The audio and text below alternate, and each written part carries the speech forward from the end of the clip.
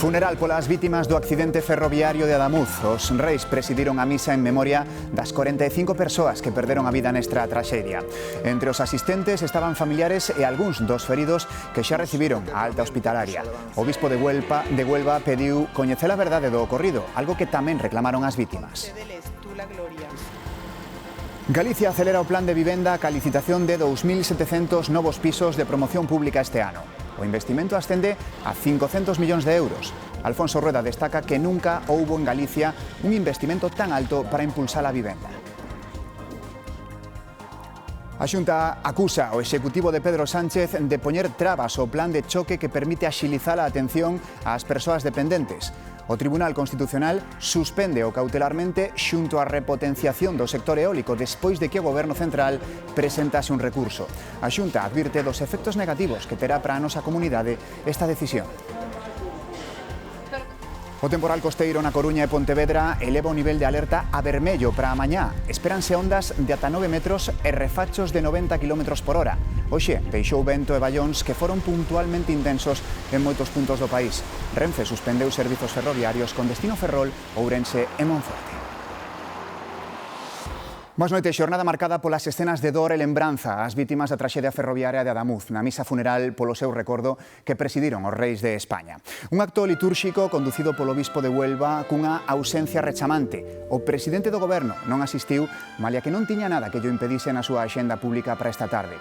Os reis e o presidente da Junta de Andalucía quixeron achegarse e saudar persoalmente os familiares das vítimas e tamén os feridos. Concédeles tú la gloria. Había gana de entrar no Palacio dos Deportes Carolina Marín de Huelva. Nos hemos pasado malamente todo y quiera o no quiera pues sentimos el malestar de los familiares y esto y tenemos que estar arropándolos hoy aquí. No interior, familiares de vítimas e superviventes esperaban con solemnidade.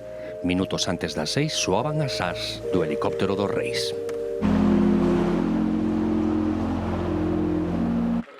Minutos despois das 6 comezaría a misa funeral, presidida polo bispo de Huelva.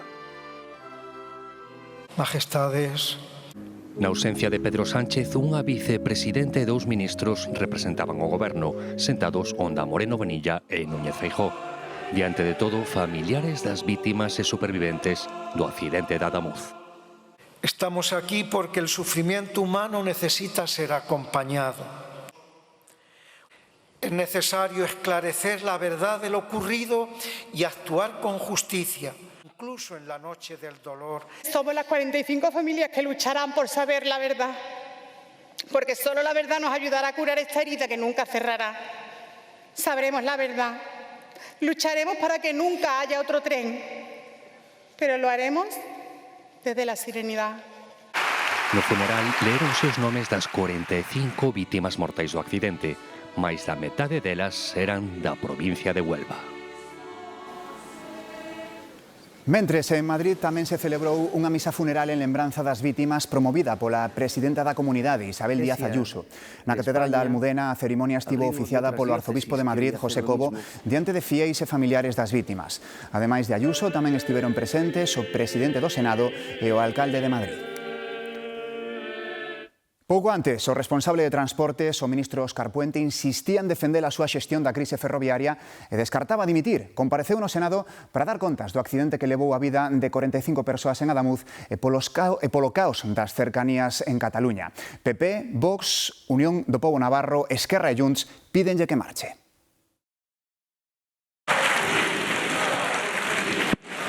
Óscar Puente foi recibido con berros de dimisión pola bancada popular. Tras o minuto de silencio retomouse a contenda. A primeira refrega pola decisión de Pedro Sánchez de non comparecer. Hay un presidente cobarde con la verdad, cruel con las víctimas y déspota con el Parlamento. El gobierno da la cara, su presidente y su ministro comparecen y estamos a lo que estamos y a lo que nos piden las víctimas. E despois, quen dado ministro? A causa probable do accidente de Adamuz foi unha rotura da vía, pero aínda así insisten que estaba en boas condicións. La línea de alta velocidad Madrid-Sevilla no es una infraestructura abandonada ni olvidada. Repite que a súa renovación foi integral, pero agora matiza, iso non significa di levantar todavía. Yo he asumido riesgos y seguramente cometeré errores. Ninguno de mala fe, créanme, no tengo ninguna intención de ocultar nada. Aínda así, escoitou críticas duras de socios como o PNV. Han estado jugando a la ruleta rusa con la falta de mantenimiento. E os partidos cataláns botanlle en cara o caos en Rodalías. Dimitan. Això s'ha acabat, s'ha acabat. Tamén Vox e o PP piden a súa dimisión. Mentir y mentirle a un país entero le invalida para ser ministro un minuto más. O PP anunciou este xoves que van crear unha comisión de investigación no Senado para coñecer cal é o estado de toda a rede ferroviaria española. Pois mentres o ministro daba explicacións no Senado, Cataluña volvía a vivir unha nova xornada de incidencias en Rodalías. Suspendéronse os servizos entre Cervera e Tárrega, na provincia de Lleida, polo risco de desprendementos sobre as vías. O corte afectoulle os servicios de Rodalías e os trens de media distancia entre Lleida e Barcelona. O Adif anunciou un plan alternativo de transporte por estrada. Problemas tamén aquí, o mal tempo e a previsión que mantén as alertas en Galicia volveu a afectar o tráfico ferroviario. Renfe viuse obrigada a suspender algúns servizos. Na estación da Coruña está Demetrio Morenza. Adiante, Demetrio. Sí, en concreto estamos a falar de varias liñas, unha que vai de Coruña a Ferrol, a outra de Coruña a Monforte, como forma parte da liña Coruña-Lugo, así como a da Ourense, que está incluída tamén na liña que ven de Lugo ata aquí, ata Coruña. Todos estes desplazamentos estánse realizando ao longo desta xornada, desta tarde, en autobuses, unha consecuencias tamén deste temporal que está a afectar de novo a Galicia. Son previsións para mañá, pero xa esta tarde ventaba e chovía abondo na Coruña. A Xunta levou a vermello o aviso por vento no litoral coruñés e de Pontevedra. Mantén o laranxa na Mariña de Lugo. Prevense ondas de ata 9 metros e quedan suspendidas as actividades deportivas no mar. Tamén choveu abundantemente en Santiago, así quedou a avenida de Lugo tras un vallón que deixou moita auga en pouco tempo. Mos con máis asuntos. A escaseza de vivenda levou o goberno galego a centrar os seus esforzos en construir máis. Hoxe presentou o plan para licitar novos pisos de protección pública para este ano. A previsión inclúe case 2.700 vivendas en 55 obras que se van desenvolver nas 4 provincias galegas. O importe ascende a 500 millóns de euros. Novo paso da Xunta para acadar o seu obxectivo das 10.000 vivendas públicas no 2030. Para conseguilo anuncian un investimento este ano de 500 millóns de euros para licitar case 2.700 pisos. É unha gran inversión, unha inversión histórica, é así, e en materia de vivenda nunca vista, o que, por lo menos, nos que teñamos datos, pero é unha emerxencia social. Alfonso Rueda pide a implicación dos construtores para dar solución ao problema da vivenda e defende que en Galicia nunca houbo nesta materia un investimento tan importante e con prazos tan pechados como esta medida. Gobernar é priorizar e, polo tanto, decidimos ahora mesmo que isto é prioritario. Por encima incluso de outras infraestructuras que seguimos facendo, pero isto ahora mesmo é fundamental porque se necesita vivenda e se necesita con urxencia. Os pisos construiránse nas 4 provincias, sobre todo, explica o presidente, onde hai máis demanda e colaboración dos concellos. Aquí non hai cores políticas, porque sabedes que aquí hai de todo. Hai vontade ou non vontade, entender ou non entendelo. Tamén hai sitios onde non tivemos moita colaboración, pero afortunadamente tiñamos solo industrial, capacidade para facelo. Xunta e sector apostan por usar cada vez máis técnicas de construción industrializada, é dicir, estruturas prefabricadas, para acelerar prazos e paliar a falta de man de obra. O Tribunal Constitucional admitiu a trámite o recurso de inconstitucionalidade presentado polo Goberno Central contra varios artigos da Lei de Acompañamento de Galicia. Un recurso que afecta aos eólicos e tamén o Plan de Choque de Dependencia e Discapacidade. A admisión a trámite do recurso paraliza unha norma que pretendía reducir o número de xeradores eólicos en Galicia e que polo menos a metade da electricidade producida fose vendida a un prezo menor dentro do país. O recurso tamén interrompe o Plan de Choque de Dependencia e Discapacidade Autonómico. A Xunta xa non poderá seguir homologando automáticamente a discapacidade ás persoas coa dependencia recoñecida, nin tampouco poderá tramitar ambas situacións nun único procedemento. A conselleira de Política Social, Fabiola García, critica o que considera un boicot ao Plan de Choque da Xunta. Lamentamos profundamente que o Goberno de España nos volva a poñer unha vez máis paus nas rodas, porque Galicia o único que quere e a Xunta de Galicia é resolver expedientes o antes posible, que a xente teña cada vez menos tempos de espera para recibir esa valoración da discapacidade ou esa prestación de dependencia, e recoñecemos e entendemos que toda esta xente non ten tempo que esperar. Segundo a Xunta, detrás deste recurso hai un afán recadatorio do Goberno central polos beneficios fiscais das persoas con discapacidade. A Xunta calcula que por cada unha destas persoas o Estado deixa de recadar 9.000 euros ao ano, co que o Goberno central tería deixado de recadar un total de 114 millóns no ano 2025. O Ministerio de Traballo e os sindicatos UGT e Comisións Obreiras acordaron esta tarde subir o salario mínimo a 1.221 euros brutos, o que supón un incremento do 3,1% con respecto a 2025. Son 37 euros máis cada mes que se cobrarán en 14 pagas e con efecto retroactivo desde o 1 de xaneiro. Os que o cobren seguirán ademais sen tributar o IRPF. As patronais COE e CEPIME desmarcáronse do acordo, din que a suba é inasumible para a maioría das empresas e dos autónomos. O Euribor iniciou 2026 cun leve descenso que rompe a serie de 5 meses sucesivos de subas. O índice de referencia para a maioría das hipotecas pecha xaneiro nun 2,24%, o que permite un respiro para os que teñan que revisar a cota anualmente. Os expertos din que esta baixada non implica un cambio de tendencia, pero sí que confirma unha fase de estabilidade no Euribor. Gandeiros e agricultores convocan protestas en toda España no chamado Superxoves. En Galicia, as protestas da mañá en Lugo sumouse esta tarde o peche da A52. Reclaman cambios no acordo da UE con Mercosur e nos recortes da PAC. Patricia, anuncian que van pasar aí a noite. Sí, máis de medio cento de tractores manteñen cortado dende primeira hora desta tarde nos dous sentidos da circulación esta autovía A52 a altura de Xinzo de Limia. Pasarán aquí a noite, non se moverán daqui, din, ata conseguir unha reunión con algún representante do Ministerio de Agricultura. É a segunda vez que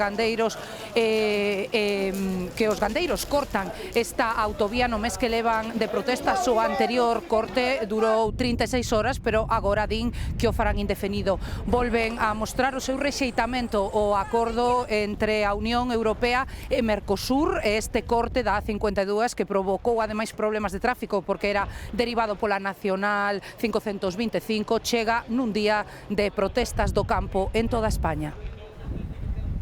Grazas, Patricia. Hoxe escenificouse a inestabilidade do Goberno Municipal de Lugo. María Reigosa, que é concelleira independente dende que abandonou as filas do PSOE hai menos de 10 días, votou hoxe co Partido Popular e en contra do sentido do voto da coalición de goberno entre socialistas e BNG. Sen o voto de Reigosa, a coalición queda cos mesmos escanos que a forza maioritaria, o Partido Popular. Os 700 traballadores do Concello de Ourense van poder recibir as súas nóminas do mes de xaneiro. O Pleno, por unanimidade, aprobou desbloquear o pagamento que se estaba a producir por unha discrepancia entre dúas técnicas municipais. A oposición aprobou a proposta do alcalde, pero con fortes críticas a Gonzalo Pérez Jácome, o que responsabilizan da situación delicada das arcas municipais.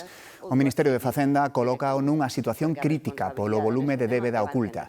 Pecharon 2024 con máis de 30 millóns de euros en facturas sen pagar. É unha falacia, é dicir...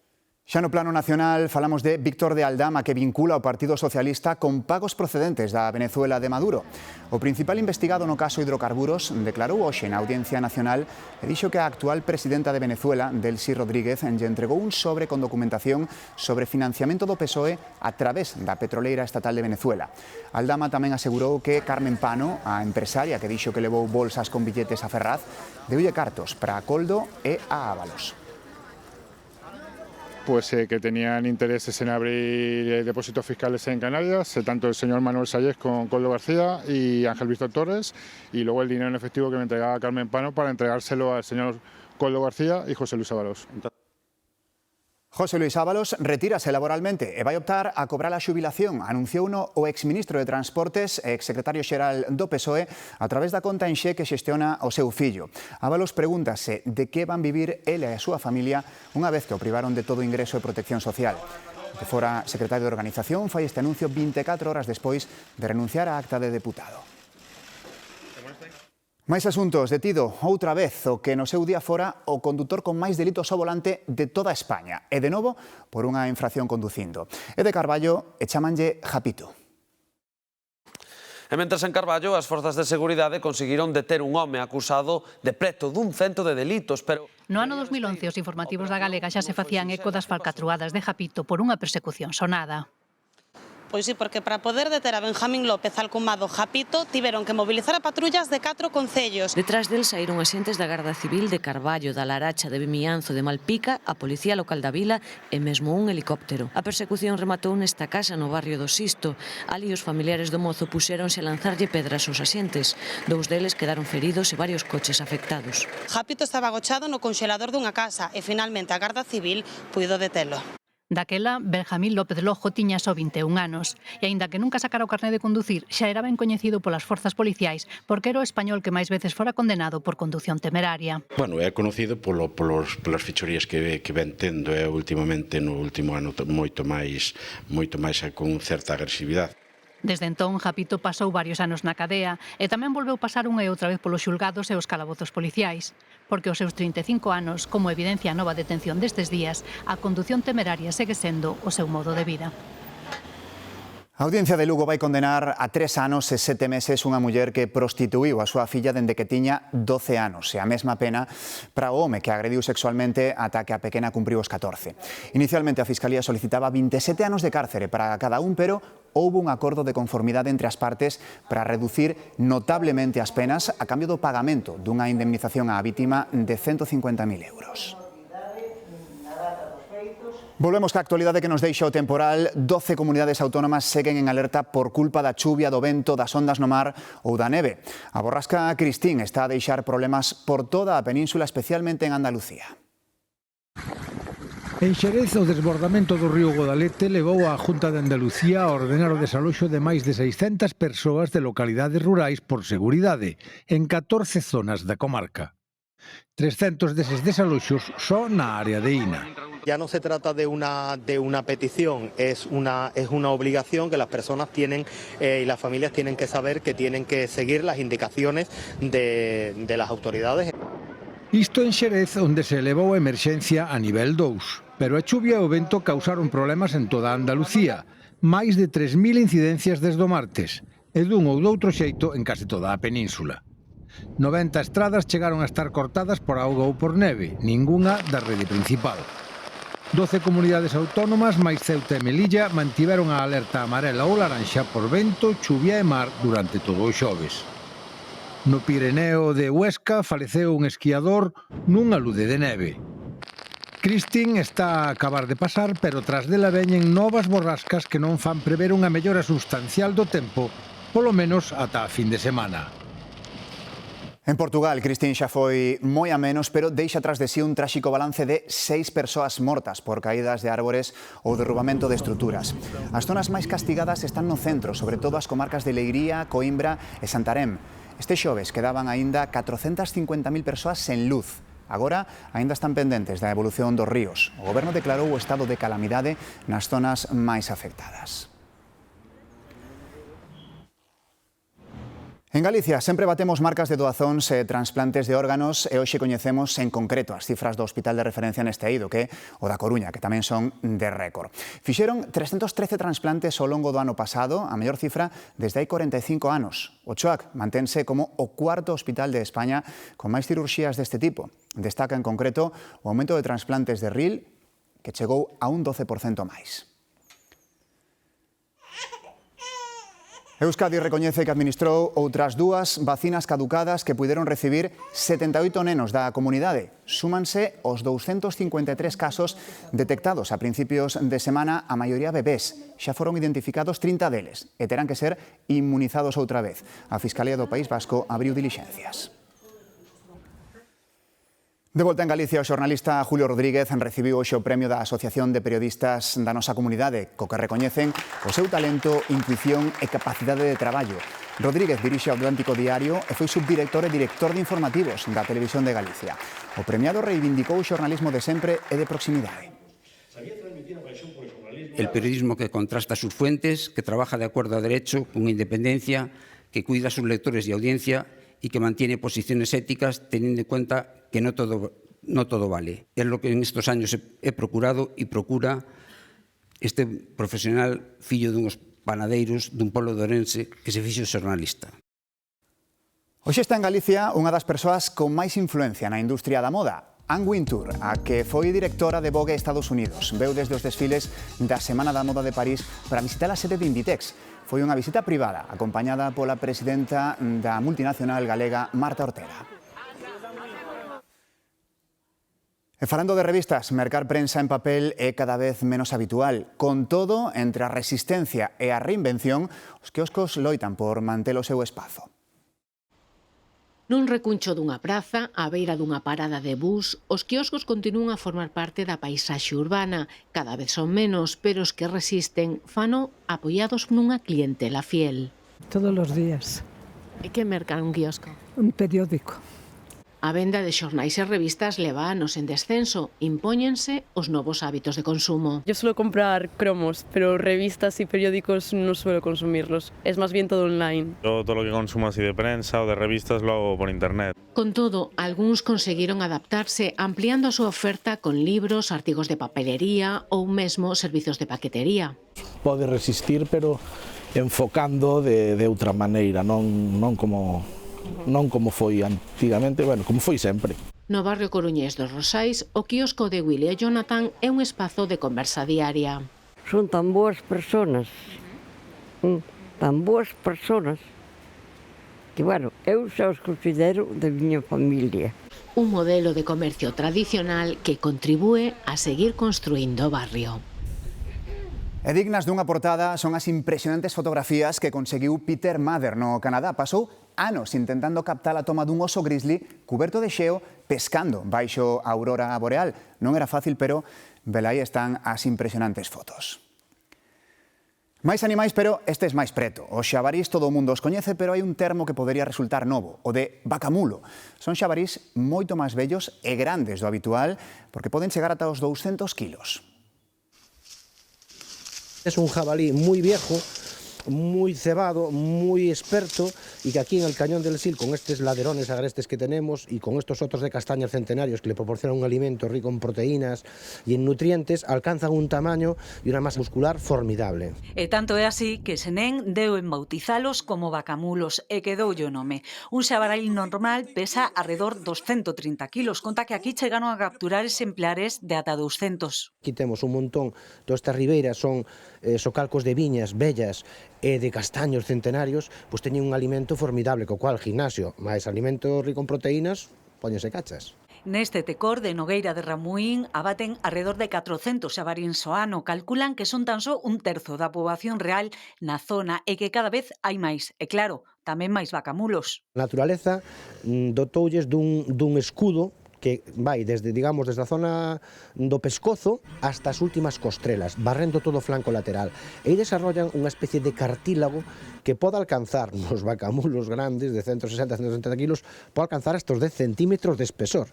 Recomenda utilizar rifles para batilos, pero claro, se non somos cazadores e nos atopamos cun deles, o susto pode ser grande, así que aí vai unha recomendación. Ten un olfato fora de serie e un oído fora de serie, pero a vista é moi torpe, entonces aguantar a embestida no momento que está ao teu lado, pegar un salto para un lado, para a izquierda ou para a dereita, e o animal vai seguir a súa trayectoria sin desviarse, normalmente. E lembran que o sabor da carne de vacamulo é demasiado forte para comer, por se alguén quedaba ca dúbida.